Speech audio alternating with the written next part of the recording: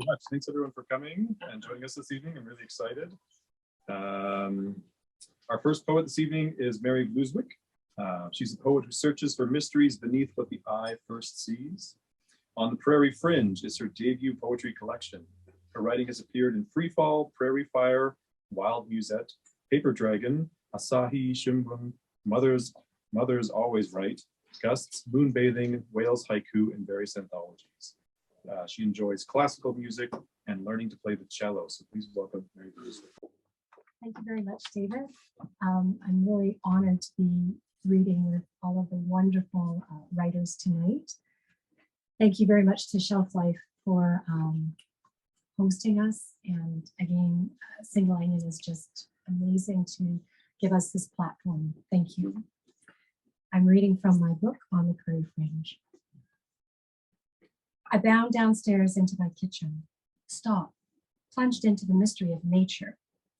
Between the birch tree we planted last autumn and the red sprouts of this spring's tulips, I spot soft yellow eyes with black, round pupils. Distinctive black bars on the forelegs and a black-tipped stubby tail, a bobcat. My rapid heartbeat recognizes unity, fills me with an embrace of joy. The cat doesn't pay much attention. Before long, she slips away under the fence. Along the fence where robins search for worms, paw prints. Along the fence where robins search for worms, paw prints.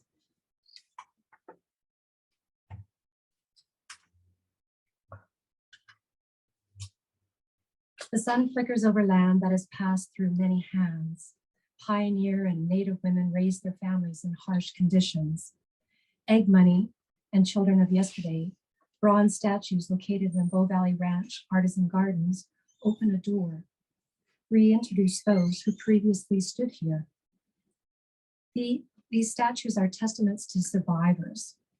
I walk amid pathways and pine benches, aware there are no longer any domestic chickens in the park. I am also aware the culture who provided the land on which these statues stand still exists. We still have a rich source of knowledge in our First Nations neighbors. They watch us race through our lives, wonder, when will we stop and ask? Statuary, the only way to be heard beyond the grave.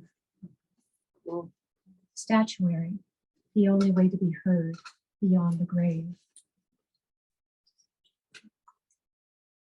In honey rust prairie grass, my steps match those of a child, erratic, spontaneous, curious. A pudgy critter with short legs moves fast, catches my eye. Porcupine quills. My inner monitor, usually busy measuring how close or far apart I am from another person, immediately checks how close I am to contact. Pale blue flowers add a burst of color to the winter weary grass near my feet. I step back, careful not to crush the delicate blooms. I think of the porcupine and all the animals that make this park their home. I pray we can all adapt. On the Prairie Fringe, surrounded by suburban homes, forget-me-nots. On the Prairie Fringe, surrounded by suburban homes, forget-me-nots. Just two more. In 2013, after the Bow Valley flooded, a ring of sandstone blocks, 500 to 1,000 years old, were found on the banks of Fish Creek Park. As well, they found Knife River flint and pottery. Drive lane cairns laid out in a funnel pattern were built to direct bison herds toward a cliff or corral. I don't know who to ask if this site is sacred. There's nothing to mark the land the flood washed away. There's no lingering presence where the teepee previously stood. Now, only a wind blows. Constellations, learning to pay attention to what is already here. Constellations, learning to pay attention to what is already here. Henry Thoreau wrote, the bluebird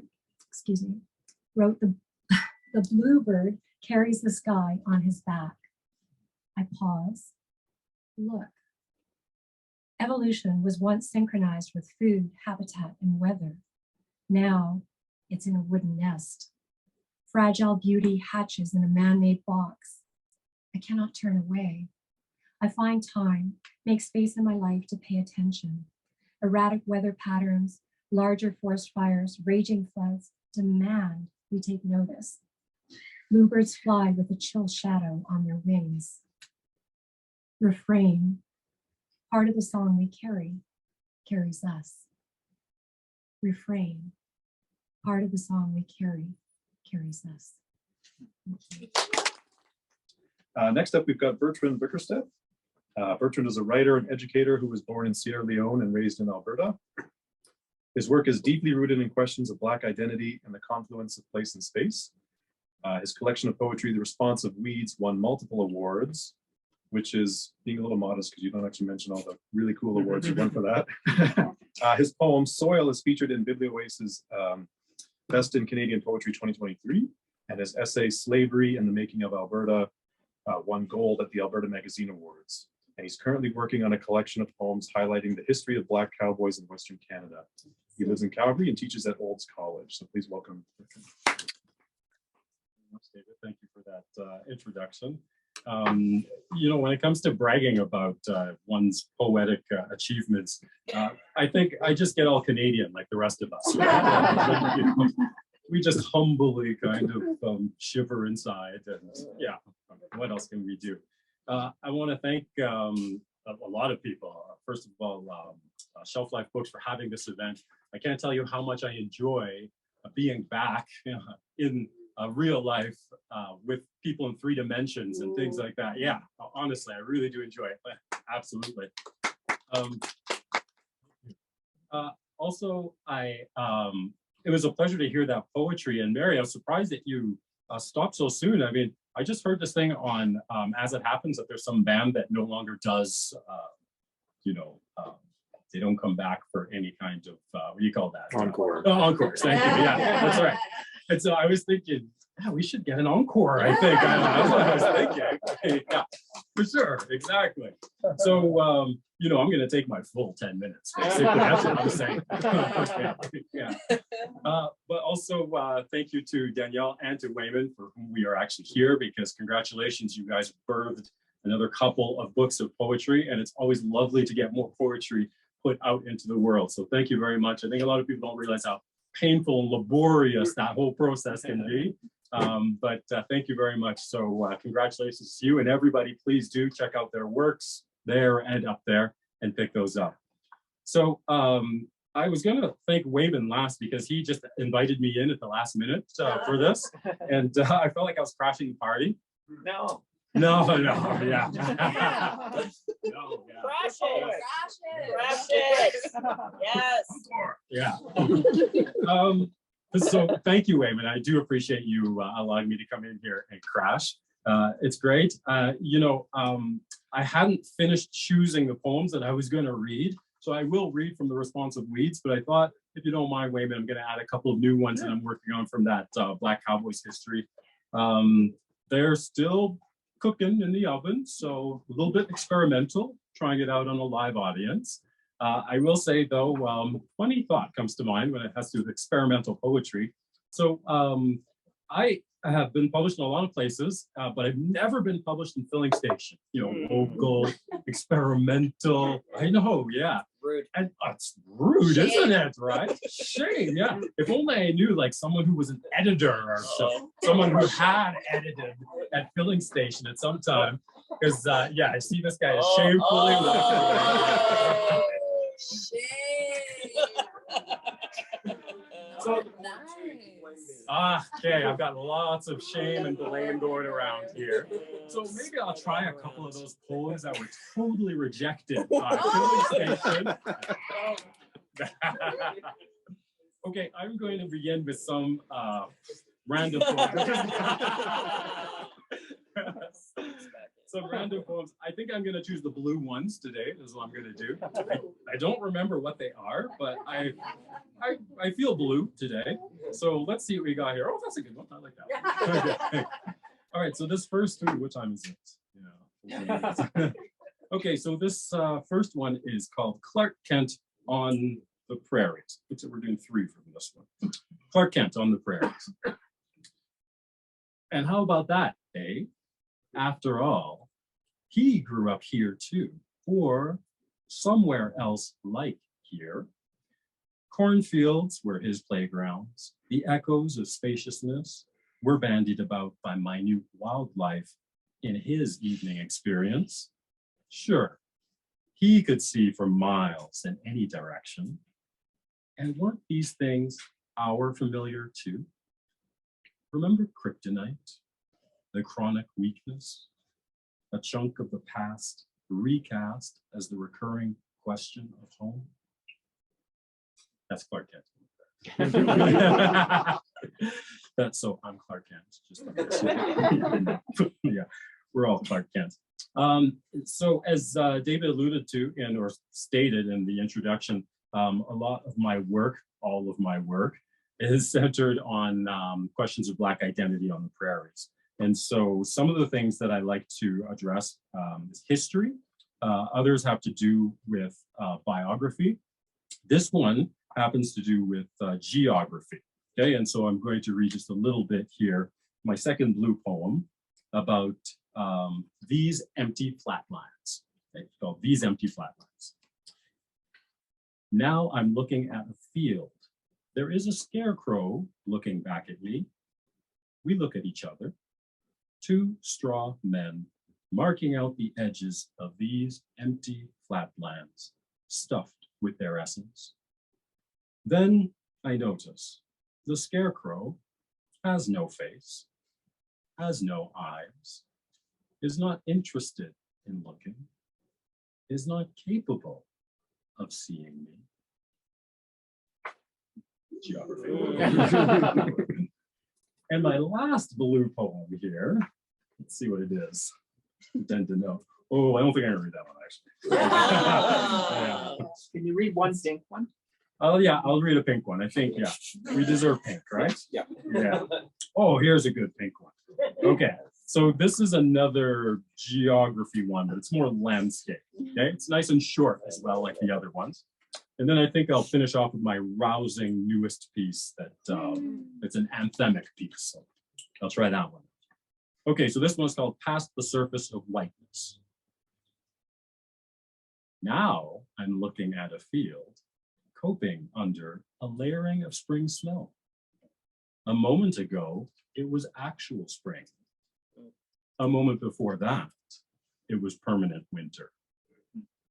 Now I am led to believe in the dumb patience of fields, not unintelligent nor quiescent, but unhurried, hewn and hued and quiet.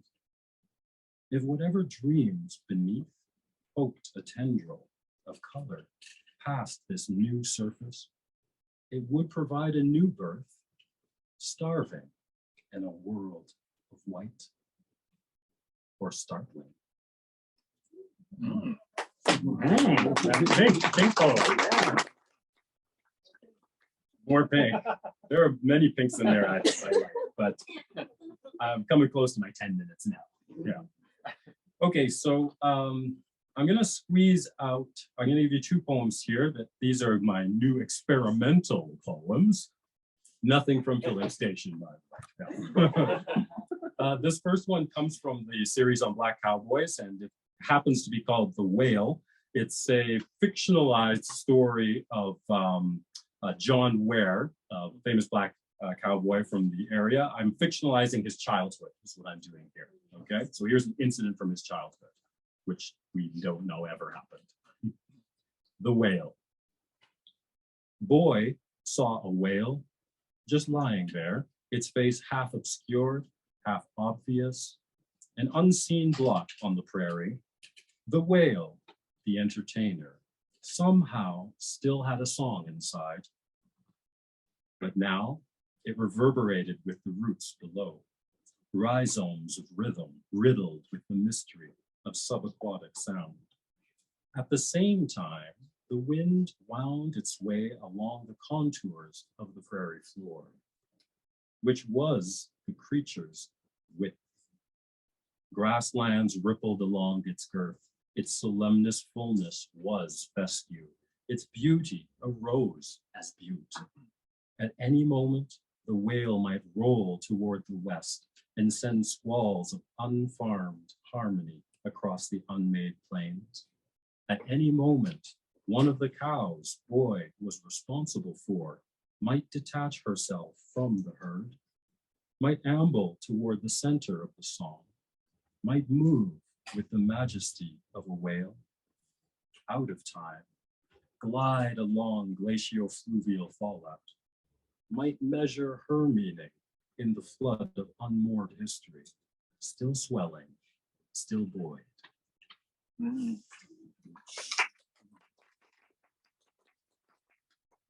have 1 minute left, okay? 1 minute. So I'm gonna give you my big anthemic wrap up here. This is what I would use as an encore if I was a rock star. I would come back with this one, okay? So I'm giving you this one. I have to quickly find it, actually. It's in this one here. All right, so this one is called We Too. And it is basically about Black history in Alberta. I don't know what else to say. Okay, so you'll have to catch everything that's in there. Lots of stuff going on here. Lots of history, lots of Alberta, lots of Black. Okay, all right. The one thing I will point out is that I've taken a little bit from a Langston Hughes poem, which is called I Too. Okay, and I'm riffing off of that. But it's history, Alberta, Black. We too. We too sing Alberta.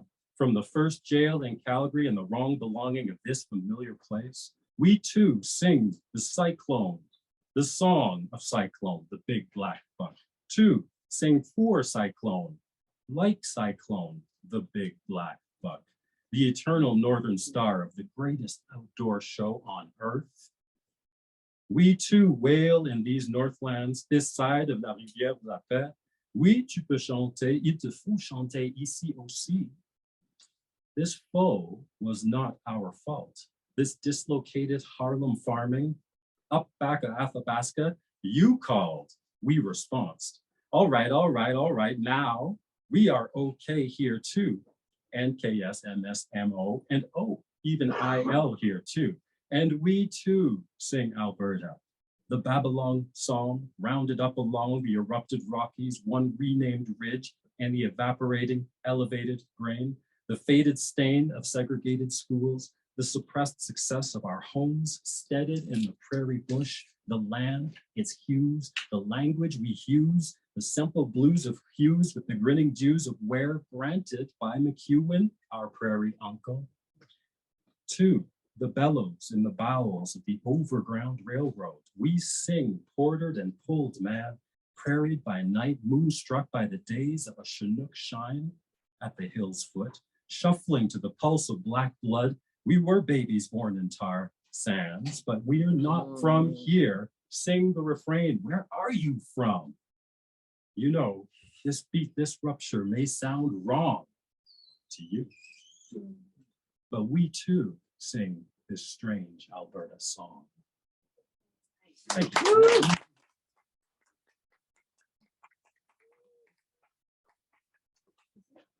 All right, while everyone's just grabbing their seats, again, let's do a quick some housekeeping things. I want to say thanks to the Calgary Arts Development, the Canada Council for the Arts, the League of Canadian Poets, and the Writers Guild of Alberta for supporting the Single Onion. We really appreciate everything that they do for us. And I want to give a big thanks to Shelf Life Books for being our host for so many years. It's a wonderful space. Single Onion. You can go to singleonion.com. We're on Twitter or on Facebook. We have an email list that you can sign up for on our website to find out once a month what we're up to. We're really excited because this Saturday is a special event. It's our 22nd anniversary, and we're going to be celebrating with a huge party at Inside Out Theater. And it'll be at 7 p.m. There's going to be poets and musicians and artists and local publishers and all kinds of fun. We're really excited. We're going to have our 20th anniversary, but we had to postpone it for 2 years. So this is our 22nd anniversary. Okay, so back to the poetry. Our next poet is Danielle LaFrance. She's a poet, librarian, an independent scholar who lives, rents, and works on the stolen lands of the Musqueam, Squamish, and Tsleil-Waututh peoples. Following the would-be poetics map in her last book, Just Like I Like It, from Talonbooks in 2019, they arrive at reading and writing from a position knowing illusions are destroyed and that new fantasies are required for keeping on. Her second book, Friendly and Fire, from Talonbooks in 2016, was described as a cappella pornography, and their first book, Species Being, was published by Capilano University Editions in 2010. In her latest collection, Post Dildo, Talonbooks 2022, they think and write through the limitlessness and limitations of sexuality, communication, and desire. So please welcome Danielle. Hi. I wanted to say thank you to Mary and Bertrand for your reading, and it had me think about a kind of tension that comes out in relations and relations between things. So in this case, the prairies, living in the prairies, and how that relation can either reveal or elide difference. And I thought that was happening in really interesting ways in both of your works. So thank you for that. I'm reading from Post Dildo, full of relations and tensions and rubbings. You might be wondering what the fuck is Post Dildo? Maybe. Post Dildo, I will give I'll give away a little bit of its origin story. I came across Post Dildo on a garbage can in Vancouver, September 16th, 2016. And I'm like, and it's a tag, tags, usually there'd be a proliferation of tags throughout the city, but it was just here on this one garbage can. And I was compelled to, it held me, and it made me think, made me really take seriously the post in Post Dildo. I was thinking about the post, the kind of 1980s turn around postmodernism, post-colonial, post-feminism. What does it mean to be Post Dildo? And then 2017, we have Me Too comes into our kind of collective consciousness. And I would say now, 2022, this is not necessarily a Me Too book, but it's definitely speaking to the aftermath of the kind of dissatisfaction around looking for a specific kind of response to violence in all its formations. So I will say too that the book is organized around, in 2018, lots of dates here, I organized a reading group called Post Dildo.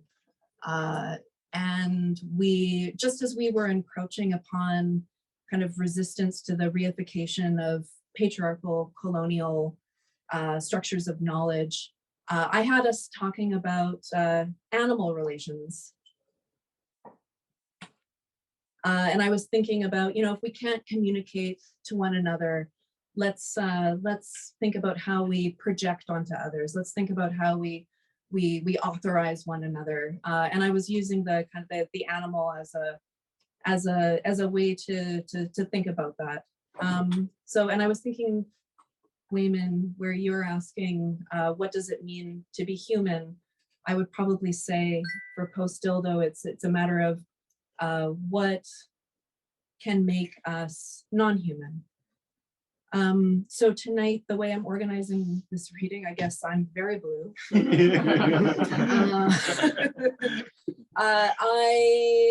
poems are really chatty, and I just got a bear tattoo yesterday, so I did a word search for the moments in the text the word bear show up. So this is how I'm curating my reading for you all. And thank you, Nikki Reimer, for dressing up like the most delicious teddy bear I've ever seen in my life. So yeah, this reading towards the signifier bear. Dearest Bear. Dearest Bear, apologies are in order. This morning, after I massaged your cartilaginous sheath with great efforts, I realized how blue you have become with age. Yellowed all of last year's snow with the smallest dribble. Dearest Bear, anthropomorphic tendencies purr so much meaning into human psyches. I don't think you can purr, dearest Bear. You ain't no kitty, but what sound do you make when marking X, where an archive should be?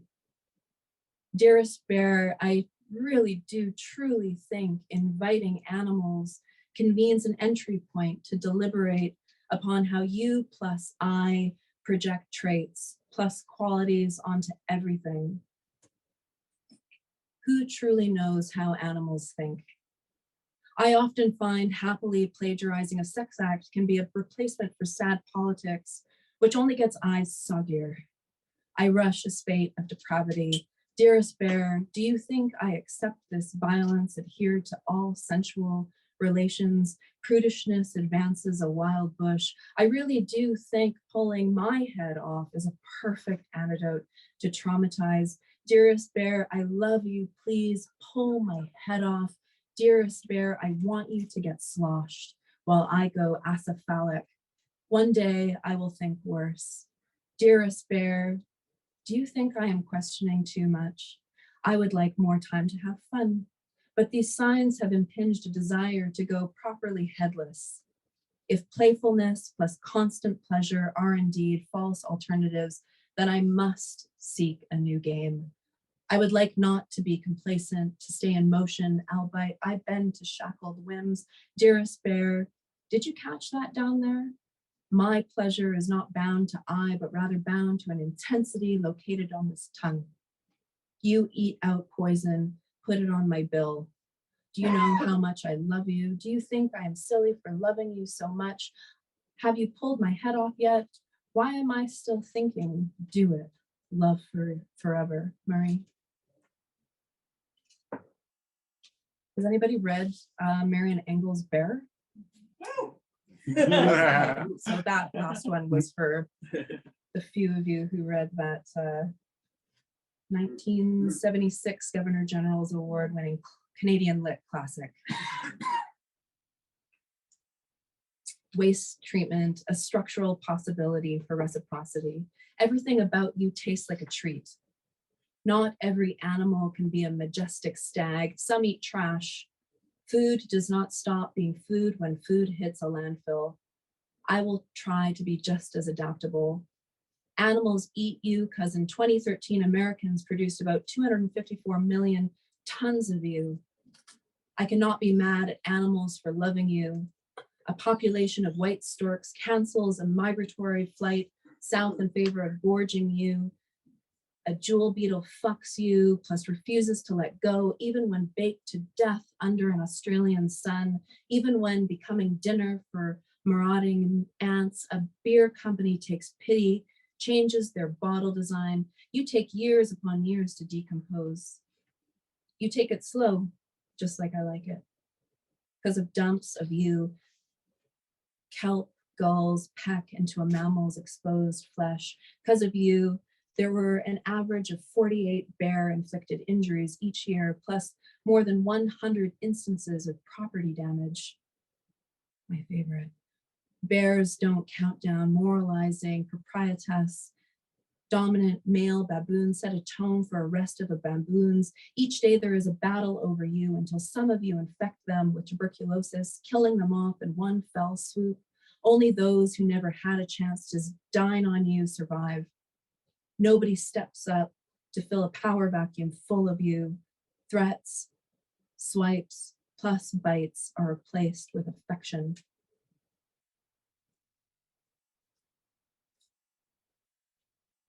A so-called Canadian tradition. A writer, like a bear, is 100 years old, loving so much they could shape shit. Bears live by smells, final lines, sniffing hard enough to shimmy pheromones off spines. Perhaps when a writer plus a bear are both older than 100 years. They will return a mystic acrostic out of dates, plus titles believed to be elixirs for living. A writer's head, a whirl of scholars, whizzing from fact to fact, obsessing over something that matters only to them. A writer scrapes yellow snow against toast with a sharp butter knife, much like a bear presses its carnal ass on a writer's numerically ordered fight against scholarship's neo-Nazism. Juddy, an incumbent, how many years has it been since a bear drove a writer to write about water trespassing? Splendor weeding hepatica plus bunchberries, bloodletting morning glory, formaldehyded scholars ask a writer plus a bear to rise above, go shopping until everything is sliced, invent, purchase, after tax, and ass skins a bear relation, plus so a writer writes a punishment where scholars must live 3 days alone, else considered illibel, only to clothe themselves in isomorphic thoughts, plot as constellations Ursa Major, float themselves like paper boats, dovetail a means, with an end shifting blame towards a vow of chastity.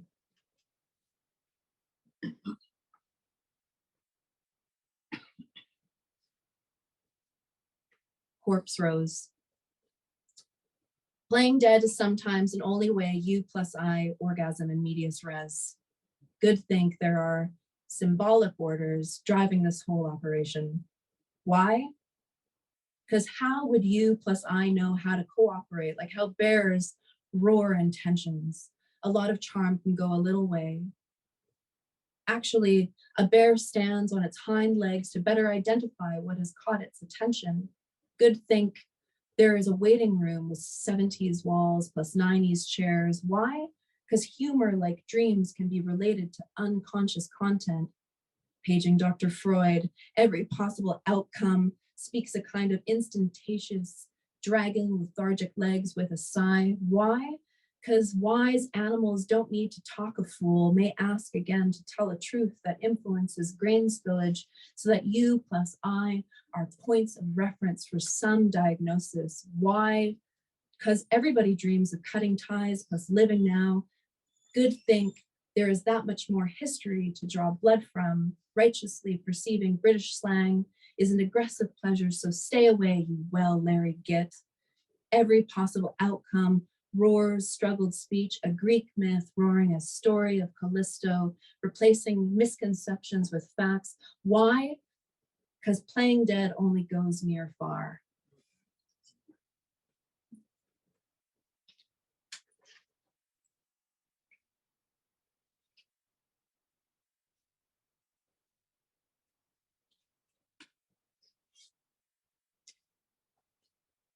Once upon a time, I had to write a proposal for this junk, and this is riffing off of that proposal. Proposal for post dildo. Annie Sprinkle sniffing lavender sprigs while inhaling a garbage tag, while treading on post-therapy, while filling up Claire Fontaine's dishwasher to a brim with dirtier than thou dildos. Even though I'm talking about bears, we're really talking about dildos. While a revolution starts at home, while Nancy Friday fantasizes, because doesn't everybody? While Catherine Millet fucks robotically, while cozy Fanny Tootie shapes up to compensate, while fantasy fodder includes organ-numbing pornography plus heart-throbbing dummies, while Anne Carson's heretic form offers a blueprint to discard from a start, while a variety of sexual preferences plus behaviors are so easy to explore, while you plus I share enthusiastic consent. I almost said conslut. Teaching Dr. Freud. I share enthusiastic conslut while inadequately touching a preoccupation with prefixes, while Lacan surmises how no sexual liaison is complete without a third element, an ideological intruder, while auto-corrected as introducer, while dying with the possibility of life, while not lending to a conversation that hasn't been said before, while safeguarded by an authoritative voice, an essay speaks, while bearing That's where the bear shows up, while bearing labor to rectify ills of man, while masquerading and opening, while there are definitely scatological references throughout, while radical feminists finger feel their fantasies, while you plus I propose a type of talking where a tidal wave meets another tidal wave, while intent is sci-fi by design, while an end of capital is coming, an end of capitalism is coming.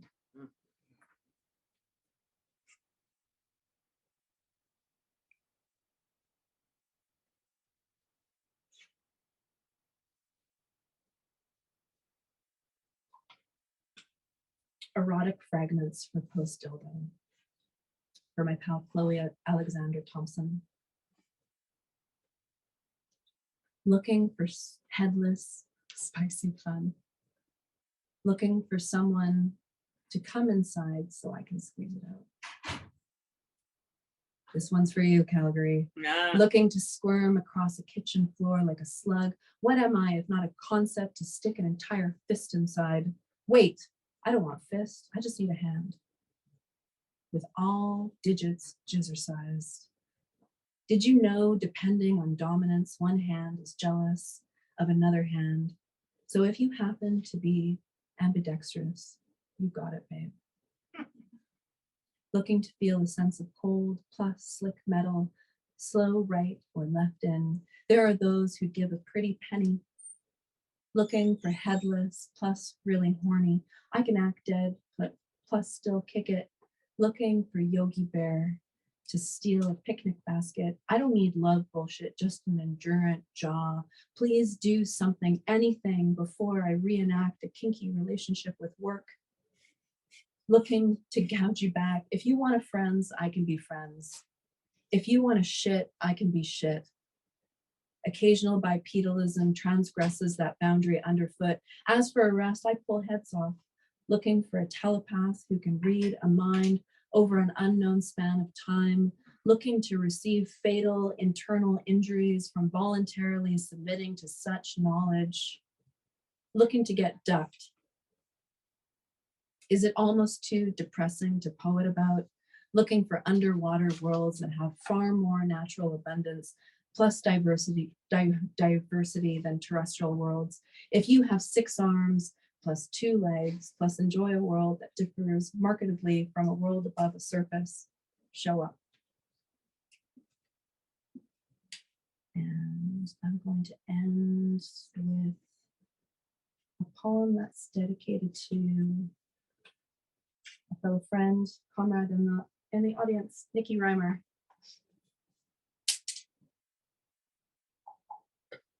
Is life even worth living if you wouldn't kiss everything? For Nikki. If I were a dildo, you would be an ultimatum scraping threats directly into a Mequiza pet hole. You walk with purpose, from an Achilles heel to a bitch born from her father's head. Thought would make everything fit better. You have nothing left but patience. Pussy so horizontalized, soon all pussy turned up roses smelling like raspberries, gunning like green beans. Stop hitting self. Why queer refusal when refusal refuses being classed together with wigs? I made amends, but you love score nil. Metallic fantasies would make up, bust out adorable discourse. A paradise without subverted reproductions. If a dildo would communicate anything, it would write a contract. You plus I fuck a way out as per usual. Hash a gutter ball. You plus I just want to coax a prairie horse in headlights to salt dick. Thank you.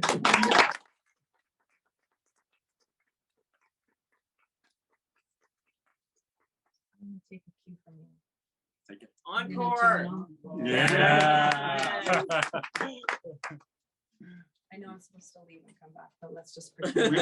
That's right. Yeah. And I'm gonna go by chance because I like what you were doing there with. So I'm gonna give you some authority here and just tell me when to stop, and I'm gonna read that. Just tell me when to stop, and I'll stop. Stop. Me No, I'm just a dildo. If I were a dildo, you would buy all the toilet paper. Whomever clowns around pours it. You would be a sponge on a stick in a bucket of salt water shared by everyone. You would be one of a less painful options for wealthy people. Loveless.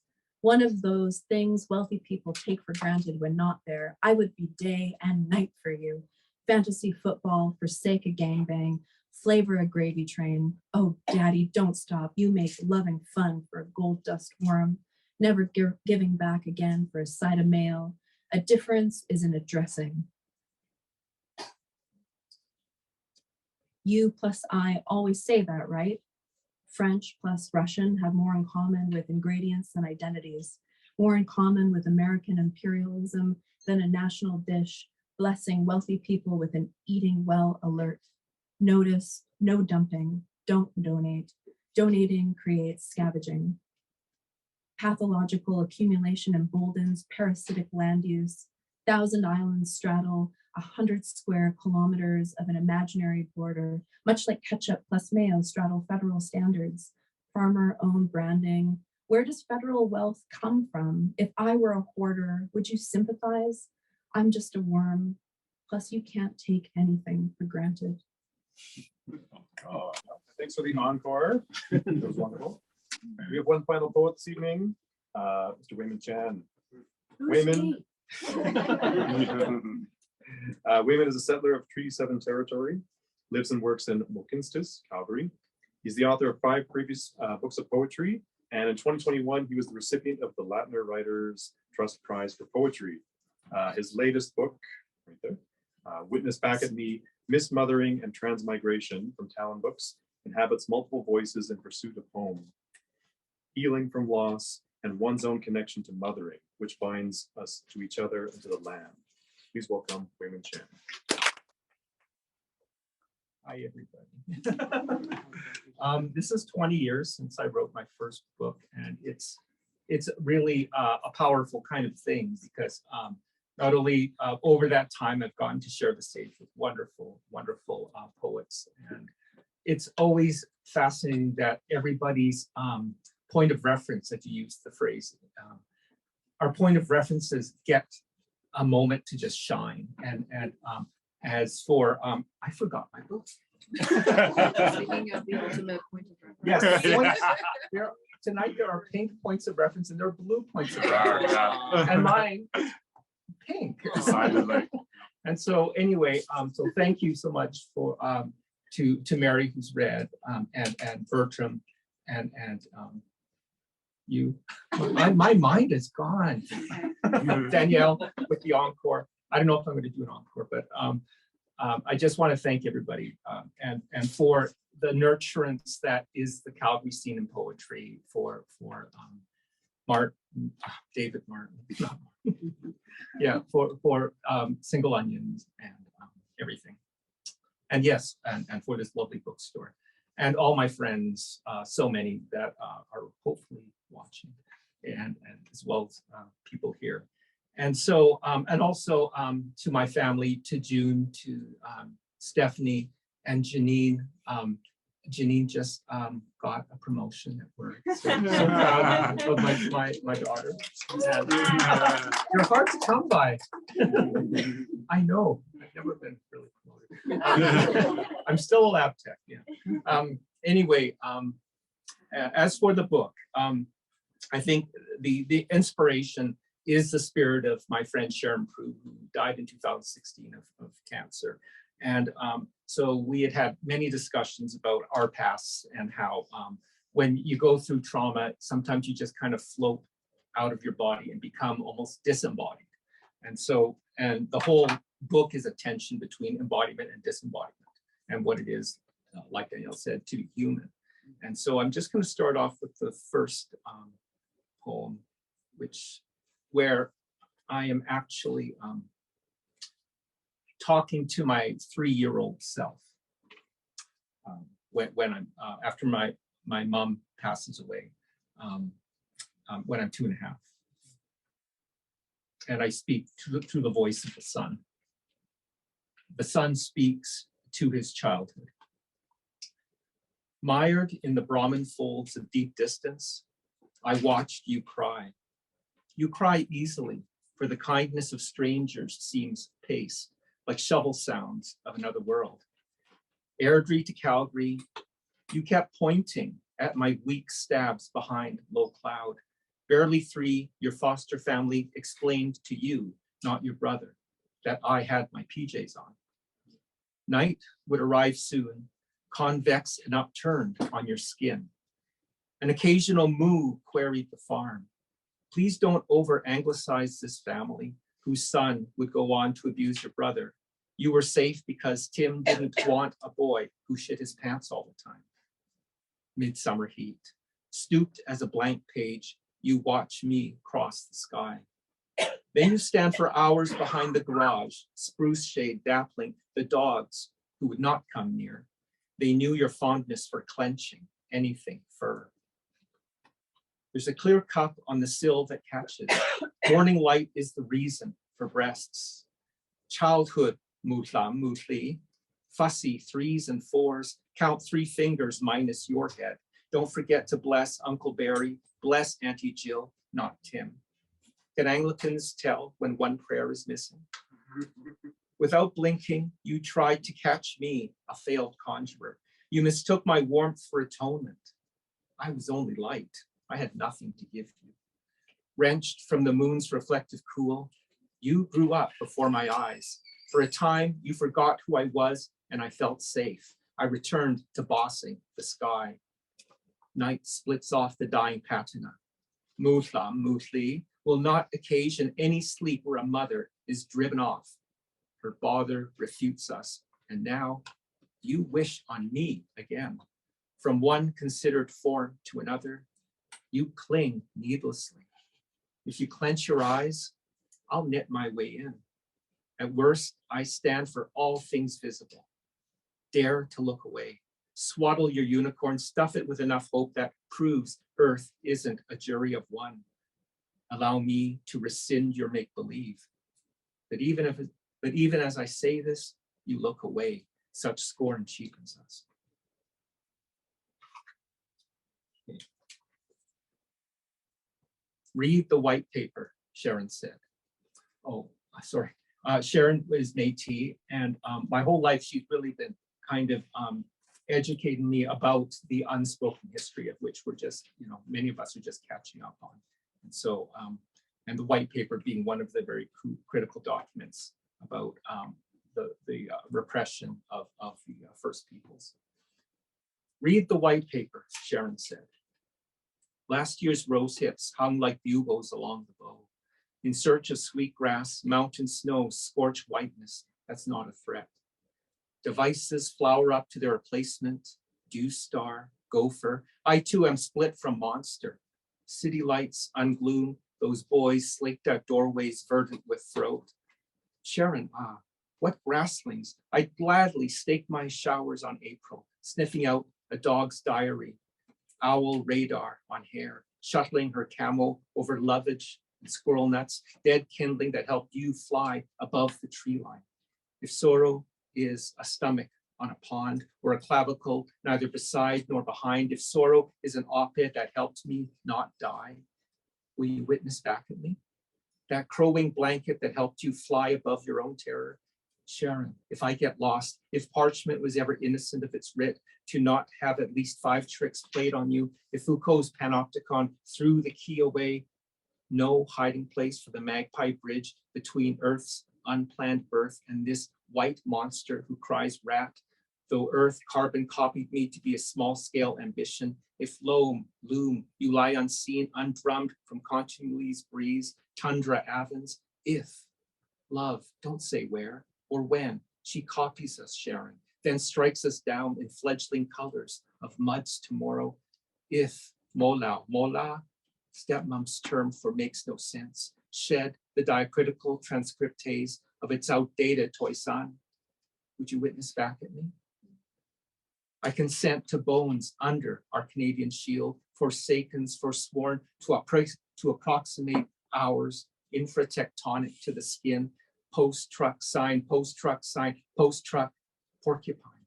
A sick kids television network passes my chastity to some climate odor, artistic to the speaking likenesses of beasts, our co-redacted citizens, turned roadkill on ever privatized ground, penetrating flutter? Am I both the wronged gerund and its capillary for next day's therapy trigger? Huzzah, my schooling couldn't have buggered less. What? Of what? I asked. My Tetris anxious pronouns berefting this poem. I apologize to this land, asking my skin, what are you? A chain of fishes? A present active sad upbringing? Toy unicorn I sucked on as a boy? From the basement of my workplace, there is no body to be without. Duration's carbon sink, a back hauler of nuclei, worrying at the bus stop where my skin is not up for grabs. Instead of a body to be without, subsisting on fits and solaces, I grub analytics from an electron microscope's sweaty lactation, such that not one canoe of grief sailed past me today. The Lanthanide series overwrote the industrial scene, focusing on small worlds startled from split arches and asphalt chinooks. Should the microplastics of constipation signify that fickle sauce, that dread gene I've no right to stray into? Science is missing its calluses, and my mother can't hear me, quizmaster to my own Jeopardy episode. What is wordless? Tumors, you, she, can't, cue. The daily doubles, neural disclaimer, it begs to differ. Looking back is weak, but I want to stay. Sharon, sometimes I walk in you when perishing haunts itself. Aren't we all trivial methane, trapped lungs that cells misspell to join the angels? I killed mom to leapfrog the child's wish source, hatched from clouds you call grandmother. Stuffing such magic in our heads, like how whirligigs on a trailer park marry our faces to that water dream, that land for Stratus stole from some deeper meditation, starving to fit its people, your reason to visit and mine to stay.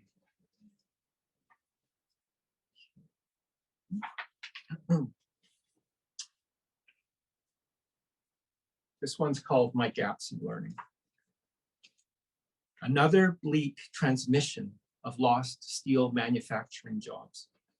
2 million equals 11% over 20 years. In my odor eaters, I fly to Texas. My urethral Marxist molests the whooping crane's majesty over tailings ponds, while the UCP curriculum rewrites history textbooks to nix any mention of residential blame. On this, my friend has no firm opinion. He'd rather forget old saws, freed of the charge and embargo of treaty, executing the barest apology where air fails to retain ink, lest my travel hub's tactical grid admit calamity of 1 quadrillion gone amok. Any savage tires of civic grace, null the word indigenous from land grab and whitewashed as a trophy exercise. Terra nullius married the cowboy but threw out the bathwater.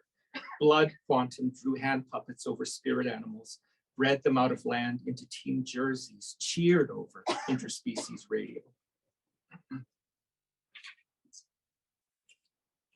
Okay. This one is spoken in my mother tongue, which is a dialect of Cantonese, known as Toy Tongue. I need water. It's totally dry. It is right. Okay.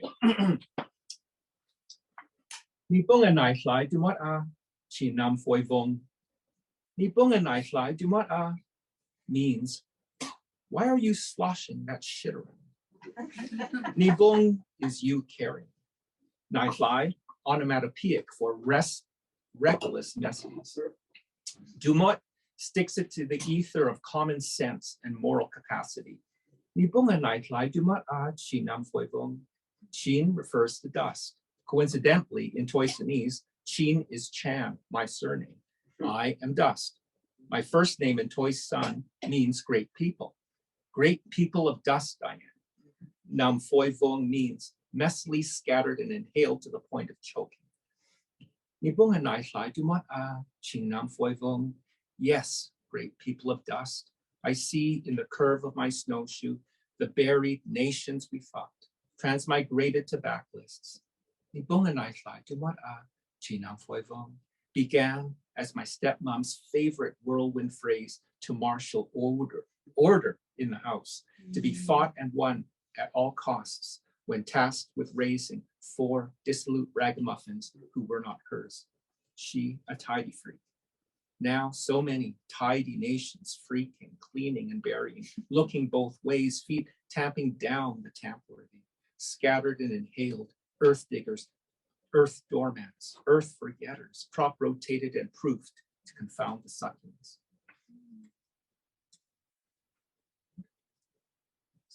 What's next? Okay. In these 2 poems, I imagine Sharon talking me down, so to speak. I know that this is you sneaking back inside me. Automatic writing, your hand reaching up through my spine into my mouth. But let me take off this gopher face and say what I need to say as me. Please return to your body, Weyman. I will help you put back the empty holes of your dad, your granddad. It's your turn to speak, but not as your mom, not your stepmom. No more on behalf of a brother who had to wear that terror to protect someone else in your family. I get that. Remember that guy in the white shirt, bag lunch in hand, holding up a tank column? You admired him. His act bigger than his being or its death. You and I met at Milk River, waiting sunset, the Badlands hoodoos all around us before Pangea split, and I'm still here. A treaty with the land is a promise for all, to fill the sky, yet curl inside a water drop. It isn't just for dragons. Bliss and atoms torn to bits and flowing together again is proof that there's no failure, just reprieve. And though we're all free, and you are an ally of a world removed from the wrong world, and the sky asks nothing of you when you see others' daymares lining the sales rack at night, should or shouldn't, daily with the usual lip service to atrocity, my boy, then you are not free. Thank you.